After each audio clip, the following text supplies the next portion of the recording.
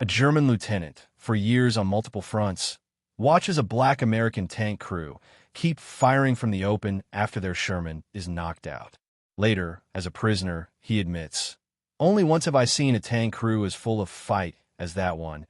There was nothing inferior about colored troops." The men he saw were from a black tank battalion fighting with Patton's Third Army. King, Porter, Whitby, McNeil, Ross, and others you've probably never heard named in a World War II documentary. Their actions don't show up in the famous movies or books. You find them in a wartime newspaper clipping and in the battalion's own history, small paragraphs that upend racist assumptions at the front and at home.